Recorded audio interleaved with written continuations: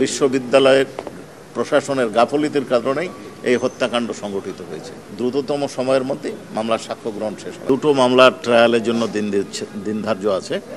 Honourable tribunal 1-এ রামপুরার 2 জনকে হত্যা করা এবং আমির হোসেনকে ঝুলন্ত অবস্থায় গুলি করার যে মামলা, সেই মামলায় 2 জনের জবানবন্দি হয়েছে, একজনের জেরা চলছে শেষ পর্যায়ে।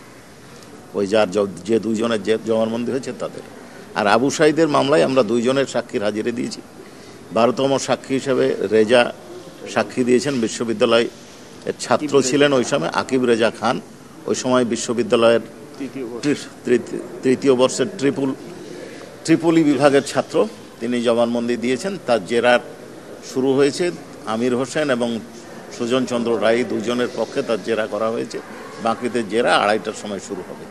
ঘটনার প্রত্যক্ষদর্শী আবু সাঈদকে আহত অবস্থায় তুলে নিয়ে হাসপাতালে পাঠানোর জন্য রিকশায় তুলে দিয়েছেন। সেই অবস্থাটা বলেছেন। উনি এই ঘটনার জন্য বিশ্ববিদ্যালয়ের প্রশাসনকে দায়ী করেছেন। কয়েকজন শিক্ষক কর্মচারীর নাম বলেছেন, পুলিশ কর্মকর্তাদের নাম বলেছেন, যারা এই হত্যাকাণ্ড ঘটিয়েছে, যারা আবু সাঈদকে আহত করেছে, লাঠিচার্জ করেছেন, যারা আবু সাঈদকে গুলি করেছে, কারা বিশ্ববিদ্যালয়ের ভেতর থেকে ঢিল মেরেছেন এবং একজন শিক্ষক ঢিল মেরেছেন, কর্মকর্তারা ঢিল মেরেছেন, এটা বলেছেন। বিশ্ববিদ্যালয়ের কয়েকজন পুলিশের নাম বলেছেন উনি। আরিফ সাহেবের নাম বলেছেন এবং কনস্টেবল সুজন চন্দ্র রায় এবং আরেকজনের নাম বলেছেন। বিশ্ববিদ্যালয়ের শিক্ষকের কথা বলেছেন, প্রক্টর সাহেবের কথা বলেছেন এবং প্রশাসনের কথা বলেছেন। এবং ওনার পরিষ্কার মত যে বিশ্ববিদ্যালয়ের প্রশাসনের নিষ্ক্রিয়তা, নীরবতা এবং বিশ্ববিদ্যালয়ের প্রশাসনের গাফলিতির কারণেই এই হত্যাকাণ্ড সংঘটিত হয়েছে। 4 গুণ শক্তিশালী এনজাইম ও অধিক ফেনা সমৃদ্ধ অরিক্স সিলভার ওয়াশ মাত্র 70 টাকায়। প্রসিকিউশন টিম থেকে একজন সাক্ষীর অসুস্থতার কথা একদিন বলা হয়েছিল, আমি যতটুকু জানি।